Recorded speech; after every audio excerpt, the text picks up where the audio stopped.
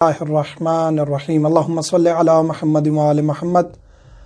مغیث الحسن Najafi Najaf Ashraf جوار امیر کائنات علی ابن ابی طالب سے حاضر خدمت ہوں۔ مومنین کے گھروں تک، مومنین تک مسائل شریعہ پہنچانے کی کوشش کرتے ہیں تاکہ بچہ بچہ مومنین کا دین آل محمد سیکھ سکے۔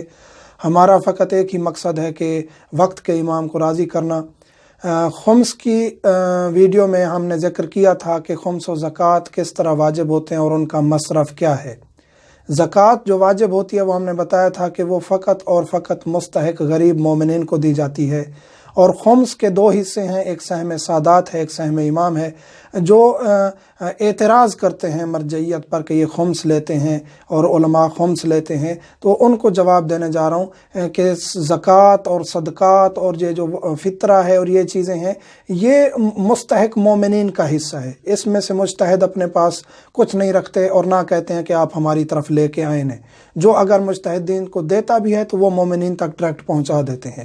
باقی رہا خمس کا سوال۔ خمس کے دو حصے ہیں، ایک سہم سادات ہے، وہ مراجع عظام کی طرف سے اجازت ہے کہ آپ اپنا سہم سادات، اپنا جو خمس نکلتا ہے اس کا سہم سادات آپ اپنی مرضی سے اپنے علاقے کے سید غریب مومنین کو دے سکتے ہیں جو دیندار ہو۔ آپ کی تحقیق مکمل ہو گئی، وہ سید ہے، مومن ہے، مستحق ہے، آپ اسے دے دیں۔ سہم سادات آپ اپنے علاقے کے سادات کو دیں، انہیں امیر کریں، ان کو ایسا نہ بنائیں کہ وہ ہر در در پہ جا کے بھیک مانگیں یا سوالی بنے۔ اگر صحیح معنی مومنین خمس دینا شروع کر دیں تو ہمارے علاقوں کا کوئی سید بھی بھوکا یا غریب یا پیاسا نہیں رہے گا۔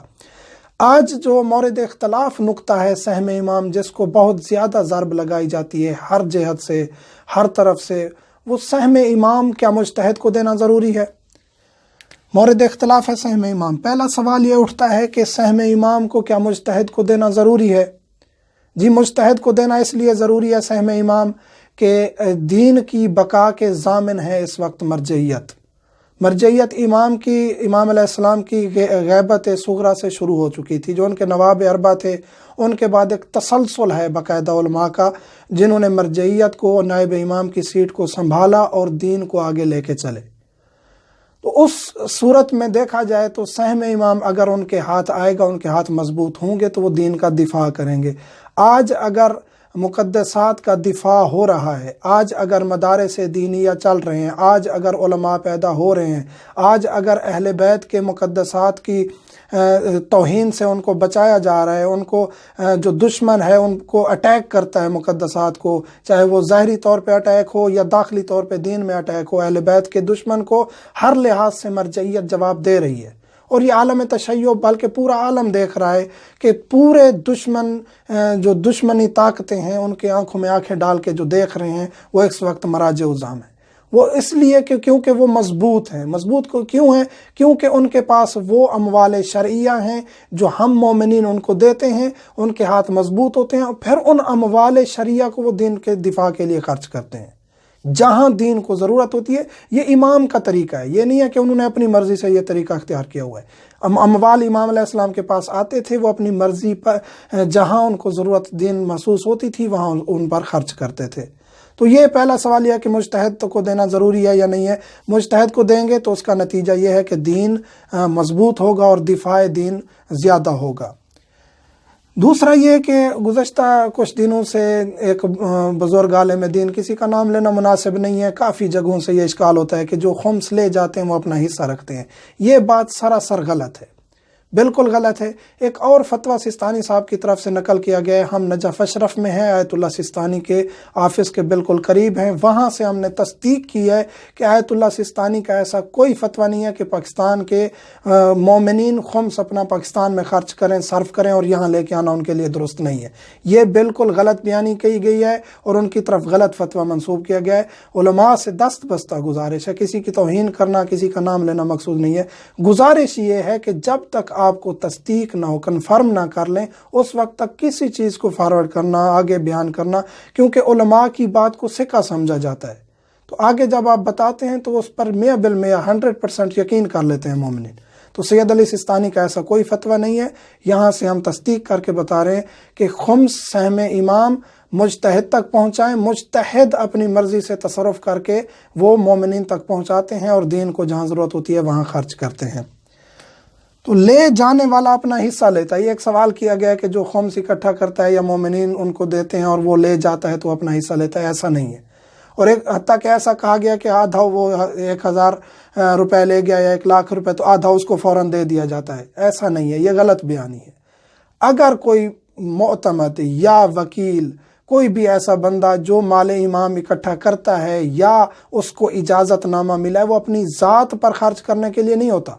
جو پاکستان میں مدارس چل رہے ہیں وہ یہی سہم امام کا اجازت نامہ ہوتا ہے. جو مرجع ان کو 1 سال کا 2 سال کا اجازت نامہ بنا کے دیتے ہیں کہ آپ سہم امام لے سکتے ہیں، پھر ان کو پرسنٹیج کی اجازت ہوتی ہے.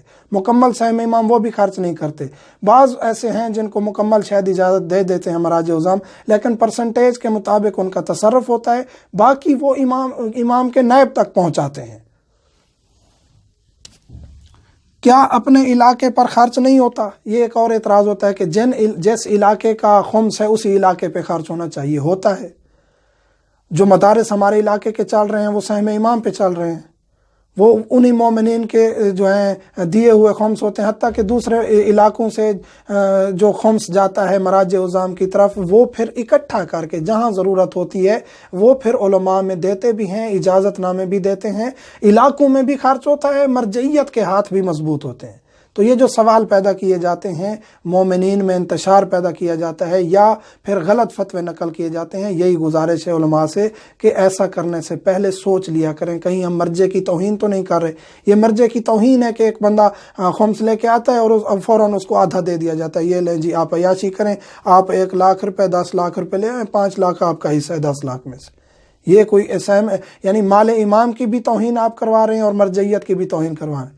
یعنی ایک بندہ بس یہی کام کرے، دنیا سے خمس اکٹھا کرے اور چند دنوں میں وہ کروڑ پتی بن جائے.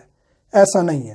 جو مومنین، میں اپنی بات کر رہا ہوں، کچھ مومنین جو ہمارے ذریعے سے خمس پہنچاتے ہیں، امیر کائنات کے جوار سے ٹھہر کے حلفاً کہہ رہے ہیں اپنی ذات کے لیے 1 روپیہ بھی حرام ہے. ہم چاہتے یہی ہیں کہ دین کا دفاع ہو صحیح طریقے سے، ہمارے اموال جو ہیں وہ نائب امام تک پہنچیں اور وہ صحیح تصرف کریں، اور جن کو وہ اجازت دیں ان تک وہ خرچ ہو. باقی اپنی مرضی سے نہ کوئی فتویٰ دے، نہ غلط فتویٰ نقل کرے، اور نہ ہی اپنی مرضی سے کوئی تصرف کرے. مومنین سے